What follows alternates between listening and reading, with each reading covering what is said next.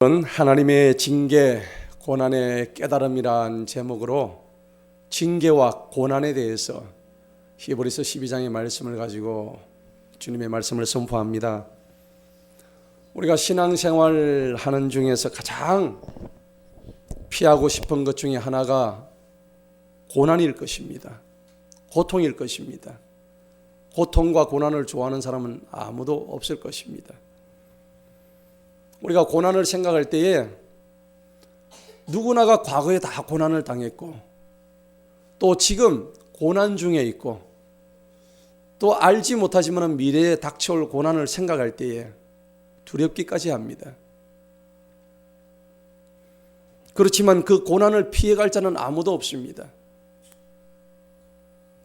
다만 이 고난이 다 지나고 난 뒤에 행복했으면 좋겠다. 내 삶이 해피라이프가 되었으면 얼마나 좋겠느냐. 그걸 다 바라고 있는 거죠. 그렇지만 성경은 욥기서 5장 7절에서 사람은 고생을 위해서 태어났다고 기록이 되어 있습니다. 우리가 불꽃 위를 지나간 것과 똑같다고 성경이 말씀하고 있습니다. 그러면 고난은 언제 끝날까요? 우리가 죽어야 끝날 것입니다. 살아있는 동안에는 이 고난이란 엄청난 짐을 친구처럼 여겨야만이 우리가 살아갈 수가 있는 거예요. 고난 없이 열매 없습니다. 고난 없이 성숙이 있을 수가 없어요. 그리고 고난의 교훈마저 우리가 가슴 깊이 새기지 못한다면 그 고난이 될 수가 없는 거예요. 너무나 싫은, 정말 저주스러운 저주에 불과한 것입니다. 그런데 하나님의 성도들은 고난 속에서 그 고난을 교훈 삼아서 나에게 유익으로 바꿀 수 있는 능력자인 줄 믿습니다. 사람은 태어나면서 울지요. 또 죽을 때 울어요. 울다가 볼일 다 보는 거예요. 최근에 제가 가깝게 지냈던 목사님 두 분이 죽음을 당하셨어요. 다 연배도 비슷한데 너무 일찍 가셨어요. 안타깝습니다. 참 사는 게 별것이 아니구나, 인생이 너무나 없구나 하는 것을 제가 더욱더 실감하고 있습니다. 사실 저도 큰 병을 2번을 겪었고 또 교통사고도 큰 교통사고를 또 당했었고 인생을 살아가면서 좌절과 실패는 누구보다 많이 겪었던 사람입니다. 결국 우리 목숨줄을 쥐고 계신 분은 하나님이시구나. 이걸 제가 근래 와서 더욱더 절실히 깨닫는 거예요. 가까운 사람의 죽음을 통해서 별게 아니구나. 인생 아무것도 아니구나. 다 헛것이구나. 전도서에서 솔로몬 왕이 이야기한 것처럼 아무것도 아니구나. 어쨌든 살아가는데 우리 각자 개개인의 고난이 왜 이렇게 많을까요? 부자건 가난한 자건, 건강한 자건 몸이 약한 자건, 학식이 많든 적든 잘났든 못났든 각자 남들이 모르는 그런 고난들이 다 자기한테 있다는 얘기입니다. 근데 정작 중요한 것은 하나님 믿기 전에는 너무나 고난스러웠는데 정작 하나님을 믿고 난 뒤에도 여전히 고난 상태에 있는 거예요. 도대체 이게 어찌 된 일인 거예요? 하나님을 잘 믿고 있는데도 고난이 와요. 어떻게 해석해야 돼요? 우리가 이 고난을 어떻게 봐야 될까요? 이 고난의 의미를 우리는 어떻게 해석을 해야 될까요? 이거는 우리가 신앙생활 하면서 성도들이나 목회자들이나 누구에게나 굉장히 중요한 질문입니다. 그런데 우리는 정확하게 이 고난의 의미를 몰라요. 하나님만이 그 의미를 정확하게 알고 계시는 것입니다. 다만 우리는 그 고난이 어떤 것일 것이라는 걸 성경을 통해서 우리는 배우고 교훈 받아야 하는 존재들입니다. 설령 그렇다고 하더라도 돌아서면 잊어버리는 게 우리의 인간의 한계인 것입니다. 여러분, 고사성어에 인과응보라는 말이 있어요. 무슨 말입니까? 원인이 있으면 결과가 반드시 있다는 얘기인데, 중국 고사성어 얘기가 아니에요. 성경에 나와 있지 않습니까? 무슨 말씀이에요? 심고 뿌린 대로 거둔다. 이게 인과응보예요. 오늘 내 모습이 과거에 내가 했던 모습의 연장이 오늘의 내 모습이란 말이죠. 내가 오늘 이렇게 살아가면 미래의 내 모습이 바로 보일 수 있다는 얘기가 그 얘기인 것입니다. 내가 오늘 어떤 삶을 살아가고 있느냐를 통해서 나의 미래를 예측해 볼 수 있다는 겁니다. 하나님은 선하시고 공의의 하나님이시니까 인과응보가 맞는 거예요. 세상 사람들도 인과응보라고 얘기를 하지요. 그런데 지나고 보니까는 참 철이 없었어. 우리의 삶이란 게. 그리고 이 생각도 없었어요. 철도 없고 생각도 없고 내가 뭔가를 잘 이렇게 해보려고 하는 노력도 없이 살아온 게 우리의 인생인 것 같아요. 그러니까 지금 내 모습이, 고난받는 내 모습이 인과응보의 삶이란 얘기입니다. 왜? 내가 뿌린 죄값이라는 얘기입니다. 내가 뿌린 죄값을 내가 달게 받고 있는 거예요. 당연한 거예요. 그렇지 않습니까? 그거는 이해가 돼요. 하지만 성경에 보면은 죄가 없는 의인도 고난받은 사람이 있어요. 구약에 보면 대표적인 사람이 욥이라는 사람이에요. 동방의 의인이라고 성경이 기록하고 있는데, 그 의인 욥은 자식을 한순간에 10명을 다 잃어버렸어요. 가지고 있는 모든 재산 다 잃어버렸어요. 몸에는 피부암에 걸려가지고 온 몸에서 진물이 질질질 나면서 자기 아내가 차라리 하나님 욕하고 죽어버리라 라고 저주를 퍼부었습니다. 그리고 위로한답시고 친구 3명이 찾아와가지고 하는 말이, 네가 죄를 지었으니까 그 벌을 받지. 온갖 말들을 해대니까 그냥 심장이 아파요. 욥의 입장에서는. 그런데 욥기서 38장에서 41장까지 보면은, 42장까지 보면은 욥이 하나님이, 창조주 하나님이 이 땅을 어떻게 창조하셨는가를 바라보면서 주님의 말씀을 들으면서 그가 깨우칩니다. 아, 이 모든 것이 하나님의 주권 속에 있구나. 주권이란 게 뭐예요? 우리를 만드신 하나님이 주인된 하나님의 모든 것의 권리란 얘기입니다. 내가 지금 이러한 삶을 살고 있는 것도 누구의 권리예요? 하나님의 권리인 것입니다. 하나님의 주권 속에 있음을 욥은 깨달았다는 겁니다. 그것을 진정 깨닫고 난 뒤에 하나님께서는 욥에게 복을 주시는데, 이전에 내가 가지고 있었던 모든 것의 2배의 복을 받았어요. 그렇게 되기를 축원합니다. 그렇다고 하더라도 그 고난은 너무 싫어. 그런데 사실 억울한 고난으로 치자면 예수님만큼 고난을 받으신 분이 계실까요? 없습니다.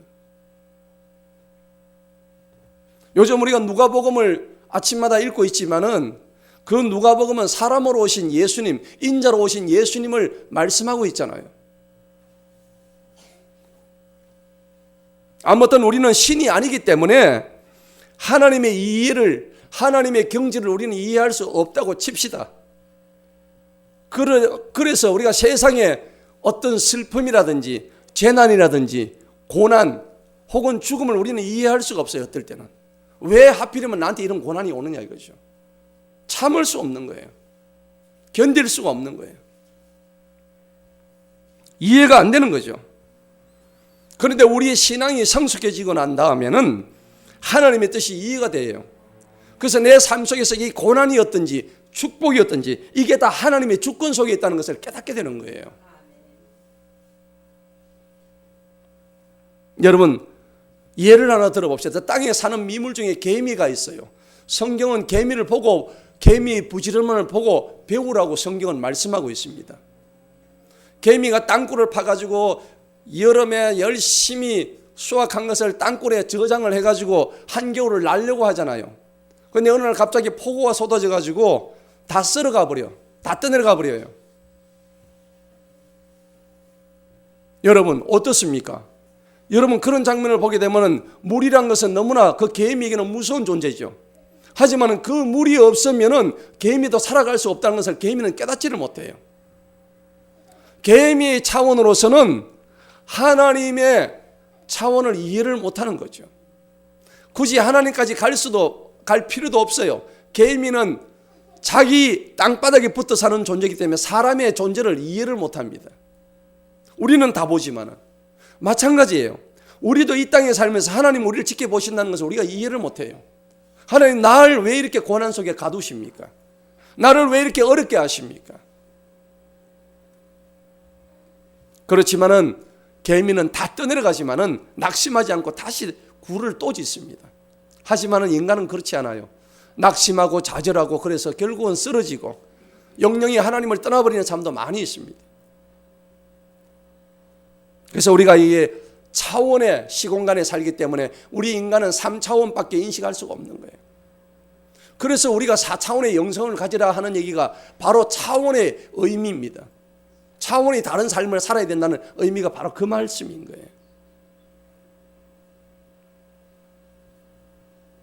사람에게는 개미와는 다른 차원이 하나 있는데 개미는 이렇게 생각하는 기능이 없어요. 이성이란 게 없어요. 제가 지난번에도 말씀드렸지만은 사람의 이성, 생각 이걸 가지고 하나님을 다 알 수는 없어요. 우리가 하나님을 아는 영역은 이성에서 깨달음의 영역인 오성으로 들어가야 된단 말이에요. 따라합시다. 이성에서 오성으로. 이성에서 오성으로 들어가야 하나님을 깨닫는 거예요. 왜 그럴까요? 사람만이 이성에서 오성으로 들어갈 수 있는 유일한 존재예요. 이유가 뭘까요? 사람은 하나님의 형상대로 지음을 받은 존재란 말입니다. 우리 얼굴 속에 하나님의 얼굴이 들어있단 말입니다. 하나님의 형상으로 지음받은 인간은 성경은 존귀하다고 표현하고 있습니다. 그런데 시편 49편 20절에 보니까는 성경 말씀대로 존귀하지만은 깨닫지 못하는 자는 멸망하는 짐승과 같다고 얘기했습니다. 뭘 못 깨달아요?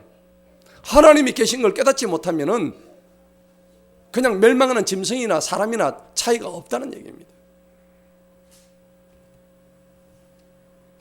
우리가 이런 현실 속에 살고 있는데 여러분 왜 깨닫지를 못할까요? 못 깨닫는 이유가 있어요. 우리가 사물을 바라볼 때에 어둠 속에 있으면 그 사물이 다 보이질 않습니다. 그 어두움 속에 보이지 않는 물건을 보려고 그러면 빛이 주어져야 돼요. 빛이 누굽니까? 바로 예수 그리스도십니다. 빛을 비추면 어둠의 영역들이 다 드러나요. 숨김없이 다 드러난다고요. 그런데 어둠은 뭡니까? 흑암의 권세는 자기가 숨기려고 그래요. 드러내지 않으려고 해요. 하지만은 우리를 둘러싸고 있는 이 흑암에 컸던 어둠의 영들, 이걸 거두어질 때 이 세상상 모든 것이 혈과 육의 싸움이 아니라 모든 것이 영적인 싸움이라는 것을 우리가 깨닫게 되는 거예요. 고난 중에 고난은 육체의 아픔을 통해서 넘어간 영육의 고통이 가장 큽니다. 예수님이 당하신 그 고통, 육체의 아픔에다가 육체의 아픔보다 더 큰 영혼의 그 고통 얼마나 클까요? 그래서 성경은 죄와 고통의 역사책입니다. 한마디로 압축하자면 죄가 전혀 없으신 하나님이신 예수 그리스도께서도 자기 생사를 찢어가면서 십자가에 매달려서 그 고난을 당하시면서 인류를 구원하신 하나님의 본연의 자신의 의무와 책임을 다하셨는데 우리가 고난을 당할 때에 그 예수님의 고난을 생각하지 않고 고난을 당한다는 것은 성도로서의 의무를 유기하는 것과 마찬가지인 거예요. 그렇게 믿으십니까? 우리가 예수님의 고난을 보면서 어떤 고난을 못 참겠느냐 하는 그러한 이해와 그러한 생각과 그러한 다짐과 결심이 있어야 되는 거예요. 오늘 설교의 주제가 뭡니까? 하나님의 징계, 고난의 깨달음입니다. 오늘 히브리서 12장은 하나님께서 우리를 징계하신다고 말씀하시는데 왜 징계할까? 왜 우리가 징계를 당해야 되는가? 그리고 본문 말씀 보니까는 우리는 하나님의 자녀라고 했는데 하나님의 자녀가 왜 징계를 당해야 되고 그 징계를 통해서 우리는 고난을 왜 겪어야 되는 것인가? 우리가 정확하게 그 의미를 본문 말씀을 통해서 깨달아야 되는 거예요. 성도에게 고난이 뭘까요? 지금 제가 성도라고 말씀드린 거예요. 성도가 어떤 게 성도일까요? 성도라는 것은 세상 사람과는 구별된 사람들이에요. 성도가 뭘까요? 예수님을 믿고 그들의 삶의 방식이 세상 방식에서 하늘 방식으로 변화되어서 바뀐 사람들. 그래서 복음으로 살아가는 사람이 하나님의 성도인 줄 믿습니다. 저와 여러분은 하나님의 성도입니다. 우리의 삶의 방식 자체, 라이프 스타일 자체가 분명히 우리는 바뀌어야 된다는 얘기입니다. 그런데 세상의 불신자들은 고난을 통해서 경고를 받아도 회개하지 않습니다. 그런데 참 성도는 누구냐면 하나님의 말씀이 나를 조명을 해요. 내가 죄를 지었을 때 하나님의 말씀이 내 속에 들어오면 그 말씀 때문에 내 죄가 견뎌낼 수가 없는 거예요. 이 죄가 전부 다 하나님의 빛의 말씀에 의해서 조명이 다 되면 그 죄가 다 드러나는 거예요. 그래서 어둠 속에 있던 자신의 욕망과 죄악과 모든 더러움들이 한꺼번에 다 드러나는 것이죠. 그게 바로 회개하는 성도의 모습입니다. 하나님이 성도를 회개의 자리로 부르시는 가장 중요한 도구가 뭐냐 하니까 하나님의 말씀입니다. 말씀이 우리를 회개시키는 가장 중요한 도구가 되는 것이죠. 성도가 고난을 당한다 할지라도 말씀을 통해서 그 고난의 의미를 깨닫지 못한다면 절대 회개할 수가 없어요. 회개가 터져나오지 않습니다. 오늘 저와 여러분은 어떻습니까? 진정한 회개가 우리 속에서 이루어지고 있는지를 한번 돌이켜보시기 바랍니다. 여러분, 하나님께서는 고난을 통해서 성도가 자신이 옳다고 생각하면서 우기면서 살던 삶의 모습을 어떻게 해요? 겸손하게 하십니다. 뭘 통해서요? 고난을 통해서. 고난을 통해서 온유하게 만드셔요. 그렇게 괄괄괄괄 하다가 하나님께서 온유하게 만드시는 그 방도가 고난이란 것입니다. 마음이 겸손할 때만이 뭐가 들어갈 수 있어요? 하나님의 말씀이 내 속에 들어올 수 있는 거예요. 내가 겸손하고 온유하지 않은데 하나님의 말씀이 들어올 리가 없어요. 내 속에는 온갖 우상 덩어리들이 많이 있습니다. 여러분, 우상이라 그러면 가서 절하고 하는 그게 우상으로 생각하는데 그게 아니에요. 하나님과 대적하는 모든 것이 우상인 줄 믿습니다. 내 속에 우상을 숭배하는 모든 그러한 근본적인 모든 그런 그 기제에 있는 우상들을 우리는 파괴시켜야 됩니다. 그래야 우리가 죄악을 회개할 수 있는 거예요. 결국 성도가 회개하는 데 있어 가지고 고난과 말씀은 필수 불가결한 존재예요. 말씀만 가지고 되는 게 아니에요. 고난이 필요한 거예요. 회개하는 성도만이 하나님 나라의 비밀을 깨달을 수 있는 자격이 부여되는 것입니다. 우리는 고난받기를 싫어하지만 하나님은 징계와 고난을 통해서 우리 인간을 다듬어 가시는 걸 우리가 알아야 됩니다.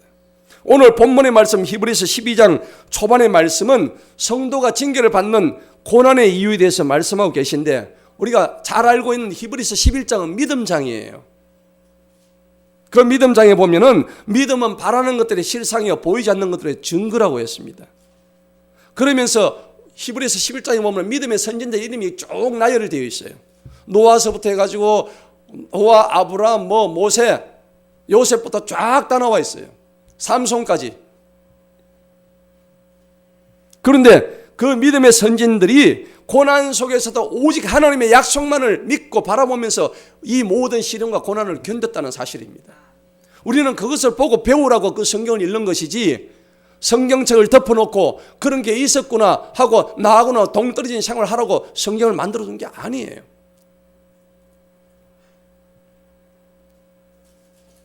다시 말하면 믿음의 선진들도 말할 수 없는 시련과 고난을 다 통과했기 때문에 그들의 이름이 어디에 기록되어 있어요? 바로 이 성경에 기록되어 있는 거예요. 살아있기에 고난도 받습니다. 이번에 돌아가신 목사님들 더 이상 고난이 없어요. 왜? 돌아가셨기 때문에. 살아있음에 감사하시기 바랍니다. 시체는 송곳으로 찔러도 아프지 않습니다. 아야 소리를 안 냅니다.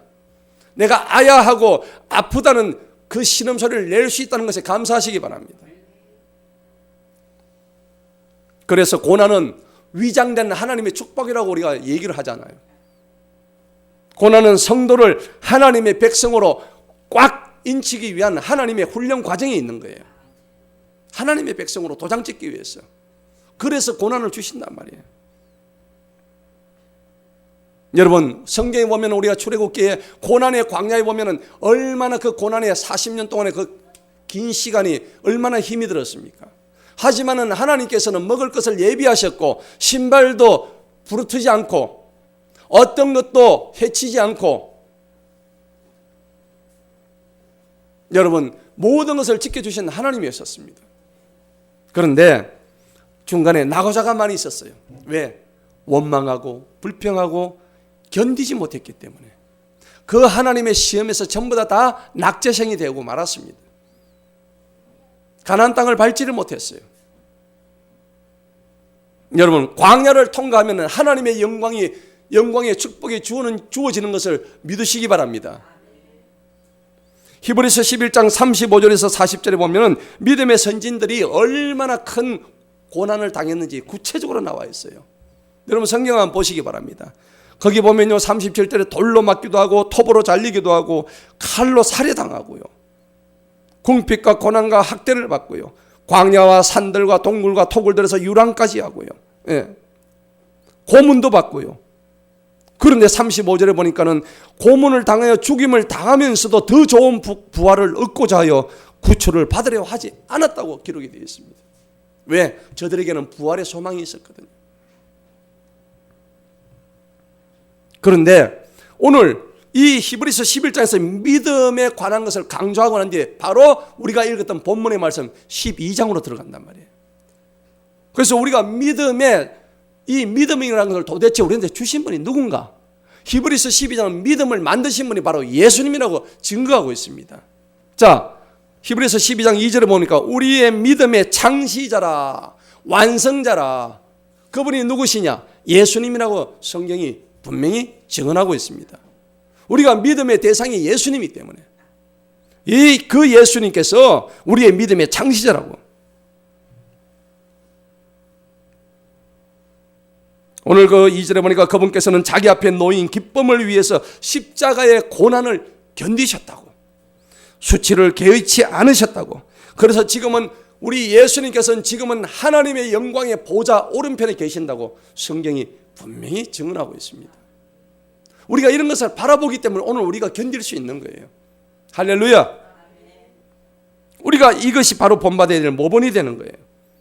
그런데 정작 우리가 고난을 당할 때 심각하게 낙심하게 되는 것이 사실입니다. 그렇지 않습니까? 직접 고난을 당하면 낙심이 돼요. 그런데 오늘 본문은 3절에 보니까는 너희 마음이 지쳐서 낙심하지 아니하도록 죄인들이 이같이 자신을 대적한 일을 견뎌내신 그분을 깊이 생각해라. 예수님을 깊이 생각하라. 고난을 당할 때 예수님을 생각해라 있는 얘기입니다.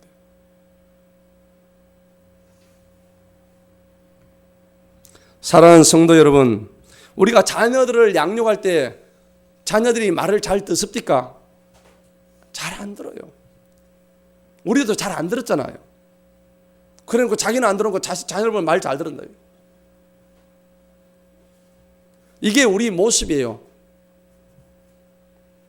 그러면은 하나님께서도 사랑하는 자기 자녀들을 징계 안 하실까요? 여러분 심판과 징계는 달라요. 심판은 이미 하나님의 눈밖에 난 자들에 대한 심판이지만은 하나님께서 사랑하는 자녀들을 위해서는 뭘 하셔요? 징계를 하신단 말이에요. 심판이 아니고. 왜 징계하실까요? 오늘 본문 말씀으로 우리는 징계를 받을 수밖에 없는 인간이구나 하는 것을 알고 그 징계를 우리는 달게 받아야 되는 거예요. 그래서 그 고난의 강을 건널 수 있도록 우리는 마음가짐을 새롭게 고쳐 먹어야 되는 거예요. 그래야만이 영광의 가난으로 들어갈 수 있는 것이 우리 바로 성도의 과제인 것입니다. 여러분 창세기에 보면은 우리가 인간의 역사에 죄의 역사가 다 나타나 있죠. 선악을 알게 하는 나무의 실과를 먹지 말라는 하나님의 명령을 어겼기 때문에 여자에게는 뭐예요? 잉태의 고통을 주셨어요. 남자는 땀을 흘려야 밥을 먹을 수 있도록 땅의 저주를 통해서 그 고통이 주어졌다는 얘기입니다. 그런데 결과적으로는 그 죄의 결과는 죽음이라는 죄의 삭선, 사망이라는 것이 우리한테 바로 직접적으로 임해서 우리는 죽을 수밖에 없는 존재가 되어버린 거예요. 안타까운 거죠. 이와 같이 여자와 남자에게 주어진 고통은 모두 하나님 말씀에 불순종했던 죄의 결과인 것입니다. 그런데 우리가 날마다 짓는 죄를 어찌 감당할 수 있겠습니까? 죄를 가지고는 도무지 하늘나라에 들어갈 수가 없는 거예요. 죄 사함을 받지 아니하고는 하나님을 만날 수가 없는 거예요. 하나님께서 우리 사람을 지으실 때에 복을 주셨지만은 말씀을 지키지 못하고 불순종함으로써 이 복을 다 잃어버린 거예요. 그렇지만 하나님께서 예정한 자들을 우리에게 불러주셨어요. 이때마다 하나님은 우리가 말을 듣지 않을 때 사랑의 하나님으로 나타나셔서 징계를 주셨습니다. 하나님이 주시는 징계는 어떨까요? 하나님 말씀에 거역하고 시험에 빠진 백성들에게 주시는 징계는 육체의 병을 주시는 거예요. 여러분, 우리가 육체의 병을 다 가지잖아요. 누구든 육체의 병이 없는 사람이 어디 있겠습니까? 그리고 경제적으로 재앙을 다 주십니다. 경제적으로 힘듭니다. 하는 일이 막히고 실패, 늘 넘어집니다. 그리고 사랑하는 사람을 데려가시기도 합니다. 하나님께서. 그리고 주변의 모든 환경을 전쟁의 환경으로 만들어버려요. 미쳐버립니다. 어떨 때는 본인의 생명까지 하나님은 데려가 버리십니다. 그리고 내가 하나님보다 더 사랑했던 것을 하나님은 다 파괴해 버리시는 거예요. 내가 하나님보다 자녀를 더 사랑했더니 하나님이 그 자녀를 데려가 버리시는 거예요.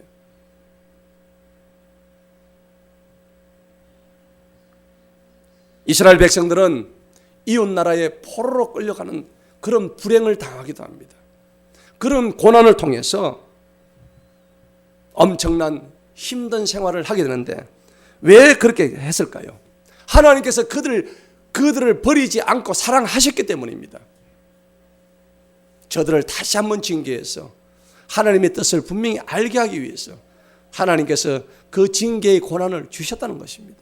여러분, 지금 고난을 당하고 계십니까? 고통스러우십니까?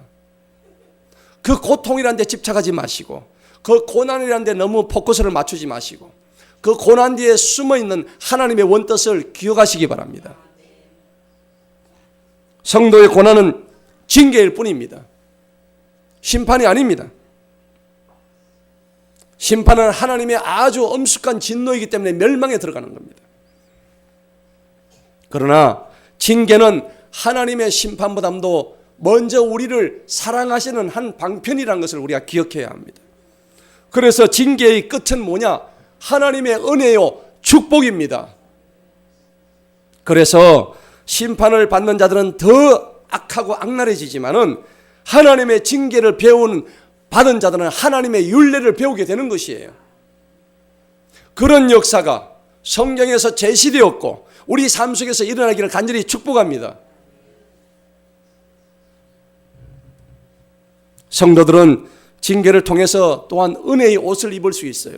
시편 119편 67절에 고난당하기 전에는 내가 그릇 행하였더니 이제는 주의 말씀을 지키나이다.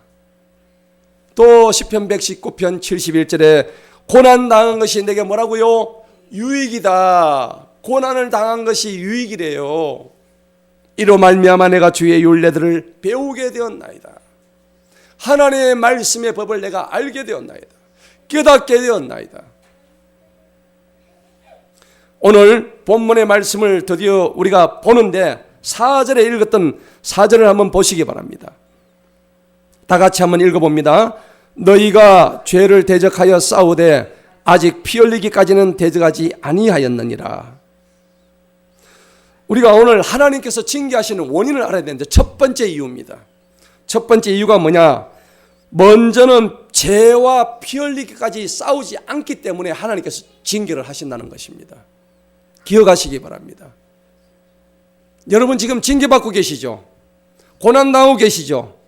그렇다면 내가 징계당하기 전에, 고난받기 전에 내가 지금 처해 있는 환경에서 죄와 정말 피 흘리기까지 싸워본 적이 있냐 이거죠.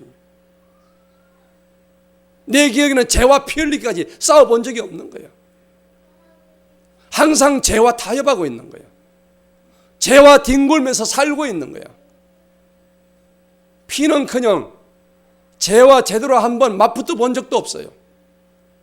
어물쩡 저물쩡 그냥 스르르 넘어가는 거예요. 그런데 성경은 오늘 뭐라고 합니까?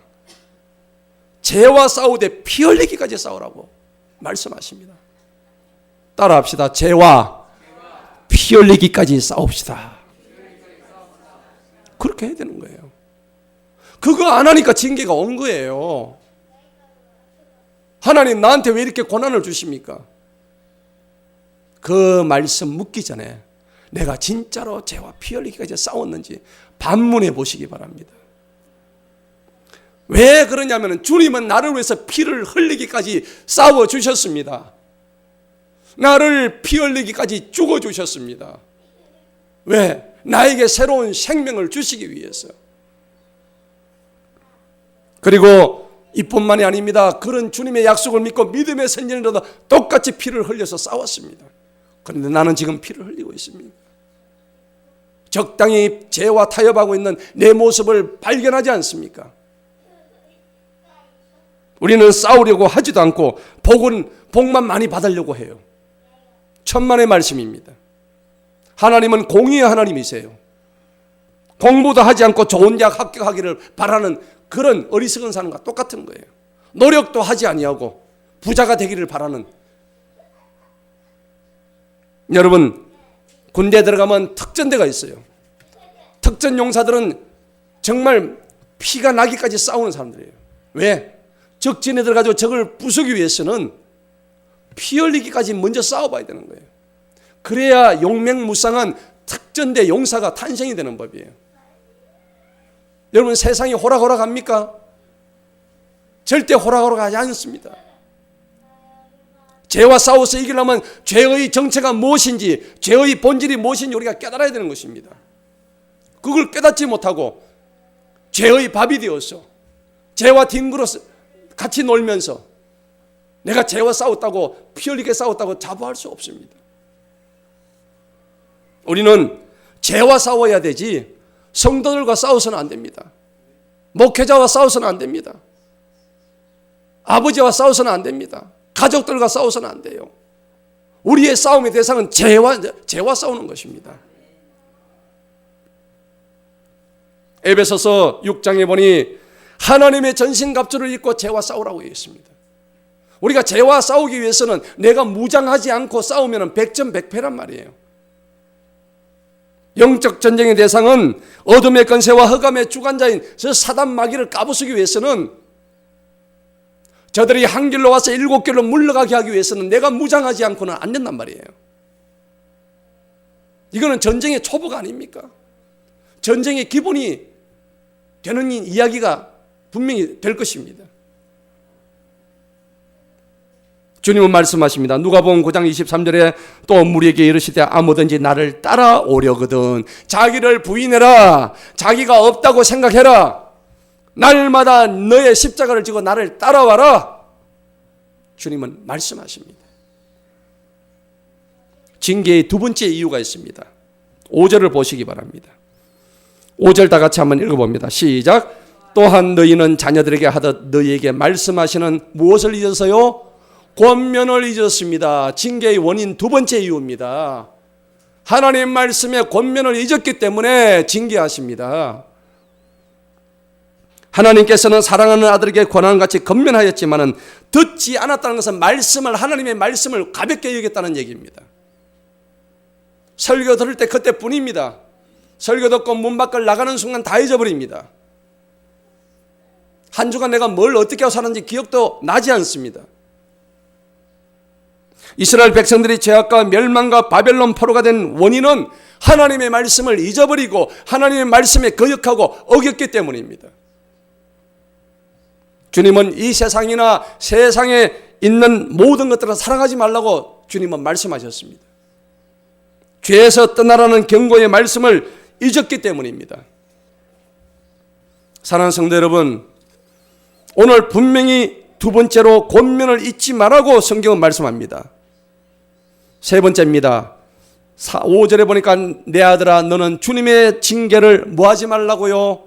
경시하지 말라. 주님의 징계를 경시하지 말라. 우리가 징계받을 때에 이것을 그냥 가볍게 여겨버립니다. 안 됩니다. 하나님이 주시는 징계의 의미를 우리가 곰곰이 새겨야 되는 것입니다. 이 새기지 않으면 어떤 것도 우리가 주님을 말씀을 이해할 수가 없는 겁니다. 여러분, 고난의 원인이 꼭 죄 때문이 아니라는 것을 우리가 욥의 경우를 통해서 알아보았습니다. 잠언 3장 11절 12절에 내 아들아 여호와의 징계를 경히 여기지 말아라. 그 꾸지람을 싫어하지 말아라. 대저 여호와께서 그 사랑하시는 자를 징계하시기를 마치 아비가 그 기뻐하는 아들을 징계한 같이 하시느니라. 아버지가 자녀를 위해서 매를 들듯이 하나님도 자기 사랑하는 백성을 위해서 매를 두신다는 겁니다. 여러분, 내가 매를 맞을 만한 그런 이유가 있을 때는 매를 맞으시기 바랍니다. 달게 맞으시기 바랍니다. 그리고 죄와 피 흘리기까지 싸우시기 바랍니다. 하나님의 권면의 말씀을 잊지 마시기 바랍니다. 그리고 5절 마지막에 보니까 책망을 받을 때 뭐 하지 말라고요? 낙심하지 말랍니다. 징계받는 이유가 뭐예요? 징계받을 때마다 책망받을 때마다 낙심해서 주저앉기 때문에 계속 징계받는 거예요. 주여, 여러분 얼마나 견디는가, 이게 중요한 거예요. 구원은 누구한테 주어지는가요? 끝까지 견디는 자에게 주어지는 것입니다. 할렐루야. 하나님의 매는 아프긴 하지만 그것은 본질적으로 그것은 우리를 저주하는 매가 아니에요. 사랑의 매입니다. 왜 그럴까요? 6절에 보니까는 주님께서 자신이 사랑하시는 자를 징계하시며 분명히 이유가 나와 있습니다. 자신이 받으시는 아들마다 채찍질 하시기 때문이다. 자, 그런데 네 번째 이유로 7절을 다 같이 한번 읽어보겠습니다. 시작. 만일 너희가 징계를 견뎌내면 하나님께서 너희를 아들들로 대우하시나니 아버지가 징계하지 아니하는 아들이 어디 있으리요? 이유를 말씀합니다. 왜 우리가 계속 징계를 받을까요? 징계를 견뎌내라고 했습니다. 우리가 징계받는 징계를 견디지 못하기 때문에 계속 징계받는 거예요. 계속적으로 받는 거예요. 하나님의 징계를 달리게 받고 하나님 제가 잘못했습니다. 하나님 이제는 이 징계를 받지 않도록 내가 근신하겠습니다. 내 삶의 라이프 스타일을 바꾸겠습니다. 세상 방식에서 하늘 방식으로 내 삶의 로마서 12장 2절의 말씀처럼 완전히 내 삶의 방식을 바꾸도록 하겠습니다. 여러분, 어려움과 고난을 느끼지 못하거나 또 어려움이 없다면 분명히 큰 문제가 있습니다. 왜 그럴까요? 감각이 없어졌기 때문입니다. 여러분 앞에 어려움과 고난이 있다면 여러분 절호의 기회로 생각하세요. 왜? 그것은 나를 돌아볼 수 있는 기회예요. 그리고 하나님의 징계로 깨닫는다면 그것이 바로 복인 것입니다. 왜 복이 될까요? 내가 구원받은 하나님의 증거란 얘기입니다. 할렐루야. 하나님의 징계로 인정하는 자는 하나님의 구원받은 백성인 거예요. 그런데 거기서 시험에 다 떨어져 가지고 징계를 견디지 못하고 계속 쓰러져 있다든지 하나님의 권면을 받아들일 수가 없다면 이미 구원에서 떨어져 버린 저주의 자식이 되는 거예요.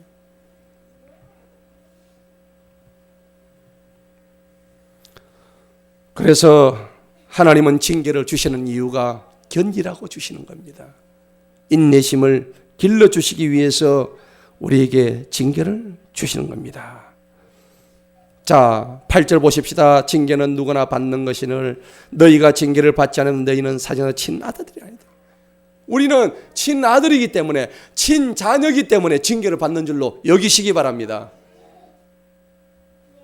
자, 9절에 보니까는 더 나아가 우리 육체의 아버지를 우리를 징계하여도 우리가 그를 공경하였는데, 우리 육신의 부모가 우리를 나무랄지라도 우리 부모를 공경했는데 하물며 우리의 영들의 아버지께 더욱더 복종하며 살아야 할 것이 아니냐. 성경은 마치 우리에게 호소하듯이 지금 우리한테 말씀하고 있습니다. 징계받는다고 낙심하지 마라.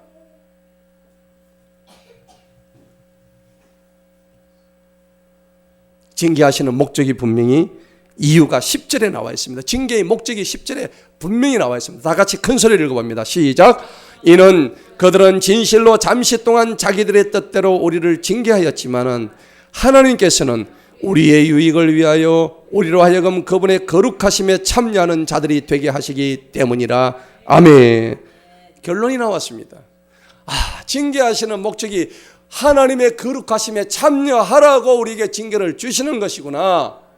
그런데 어리석고 미련하여 이 뜻을 이해하지 못하고 징계받는다고 하나님 몰라요. 하나님 이제 떠나겠습니다. 빠이빠이. 그 길로 끝이에요. 지금 오늘 이 자리에 나오지 못한 많은 성도들도 이런 딜레마에 빠지고 있는 거예요. 여러분 전도를 해봐서 알겠지만 전도하다가 부딪히는 수많은 사람들, 교회 안 나간 사람이 있었습니까? 10중 8구는 다 교회 나가시던 분들이에요. 어릴 때 교회 나가고 또 지금 집사의 신분을 가지고 계시고 수많은 자들이 하나님과 한때는 가까웠던 자들이었습니다. 여러분, 고난은 고난으로 끝나는 게 아닙니다. 욥기서 23장 10절에 그러나 내가 가는 길을 그가 아시나니 그가 나를 단련하신 후에는 내가 정금같이 되어 나오리라. 하나님은 우리에게 그것을 요구하십니다. 여러분, 유대교라는 그 특정 종교의 특심을 가졌던 사울이란 청년도 성도들을 핍박하다가 3일 동안 소경이 되어버립니다. 여러분, 하루 우리가 안대를 차고 하면 하루를 장님처럼 한번 생활해보는 체험이 있습니다. 여러분 어떨까요? 엄청난 고통입니다. 내 혼자서는 아무것도 알 수 없어요. 사울은 3일간이나 그 고통을 당하면서 주님을 만나게 됩니다. 여러분, 우리가 하나님의 약속을 믿지 못한다면 그 순간적으로 들어오는 그 고통을 견딜 수가 없습니다. 본문 말씀 11장 한번 보겠습니다. 징계가 올 때는 어떻게 될 거야? 자, 11장 다 같이 읽어봅니다. 시작. 이제 징계가 그 당시에는 즐거워 보이지 아니하고 슬퍼 보이나 그럼에도 불구하고 후에는 그로 인하여 단련된 자들에게는 그것이 의의 화평한 열매를 맺기 때문이다. 할렐루야. 여러분, 징계를 징계로 받아들이지 아니하고 은혜로 받아들인다면은 따라오는 복이 있어요. 무슨 복일까요? 의와 평강의 복입니다. 아멘. 베드로전서 1장 7절에 너희 믿음의 확실함은 불로 연단하여도 없어질 것보다 더 귀하여 예수 그리스도께서 나타나실 때 칭찬과 영광과 존귀를 얻게 할 것이다. 성경이 분명히 우리에게 증언하고 있습니다. 우리는 성경 구절들을 읽을 때마다 이게 나한테 주어지는 말씀이구나, 나한테 주어지는 레마의 말씀이구나 하는 것을 즉각적으로 깨달아야 합니다. 이게 마치 남의 얘기가 되어서는 우리는 성도로서 은혜를 받을 수가 없어요. 그럴 때에 오늘 본문 말씀 12절 봅시다. 자, 이러므로 힘없이 늘어진 손들과 쇠약한 무릎들을 일으켜 세우고, 자, 마지막 절 13절 읽습니다. 너희 발들을 위하여 곧은 길을 만들지니 이는 저는 자들로 하여금 그 길에서 벗어나지 아니하고 오히려 무엇을 받아요? 고침을 받게 하십니다. 할렐루야. 오늘 이 말씀을 통해서 신앙의 바른 길을 걸어가면은 징계받아도 고난 중에 있다 할지라도 불구자라 할지라도 하나님은 고침을 주신다는 약속을 분명히 하고 계십니다. 성도는 하나님의 약속을 믿는 사람을 성도라고 얘기하는 것입니다. 오늘 말씀의 결론을 맺겠습니다. 우리가 징계를 받을 때 분명히 이 징계는 나의 죄의 결과입니다. 인정하시기 바랍니다. 내 죄의 결과고 내 허물이나 내 부족함이나 내 실수나 내 잘못의 결과임을 먼저 받아들이시기 바랍니다. 그리고 두 번째로 징계하시는 하나님의 사랑을 깨달으시기 바랍니다. 징계가 징계로 끝나버리면 그 사람은 허무해요. 인생의 실패자가 되는 거예요. 아무런 의미가 없는 거예요. 교회를 몇십 년을 다녀도 아무 소용없어요. 하나님의 징계를 통해서 나를 통해서 하나님이 하실 일이 분명히 있는 것이구나 하는 것을 알게 된다면 그 소망을 가지고 열심히 하나님의 말씀을 붙들고 기도하면서 그리고 신앙의 끈을 놓지 않고 복음을 향해서 날마다 달려가야 되는 거예요. 내 혼자서 힘들면 동력자를 하나님께서 붙여주셔요. 내가 하나님의 자녀라는 사실에 감사해야 됩니다. 이것이 바로 성숙한 신앙인 것입니다. 세 번째로 징계는 반드시 축복으로 바뀐다는 기회가 있다는 것입니다. 인내해야 합니다. 참아야 합니다. 견디셔야 합니다. 하나님은요, 우리를 왼쪽으로 때리시고 한편으로는 오른쪽으로 안아주십니다. 때리기만 하는 그런 하나님이 아니십니다. 때리기도 하시지만은 감싸 주시고 포옹해 주시고 우리에게 은혜를 주시는 하나님이십니다. 한 걸음 더 나가지고 영적인 침체에서 일어나서 하나님의 의의 길로 들어가는 저와 여러분들이 축원합니다. 오늘 우리 징계와 고난의 깨달음이라는 말씀을 통하여서 징계란 것은 이거는 당연히 성도로서 나의 죄값을 받아야 되는 것이구나. 그리고 징계받을 때에 나를 위해서 고난받으신 주님을 생각하고 이 징계를 받으면은 결코 이 징계가 값없는 징계가 아니구나. 정말 이 징계는 나를 고치는 징계구나. 나를 살리는 징계구나. 나에게 큰 복을 주시는 그런 징계구나 하는 것을 알게 된다는 것입니다. 여러분, 지금 고난 중에 계십니까? 다시 한번 분명히 아시기 바랍니다. 고난은 위장된 하나님의 축복입니다. 이 고난을 통해서 여러분들의 마음을 다시 한번 일깨우시고 하나님 말씀으로 다시 한번 깊숙이 들어가는 2022년 새해가 되기를 축복합니다.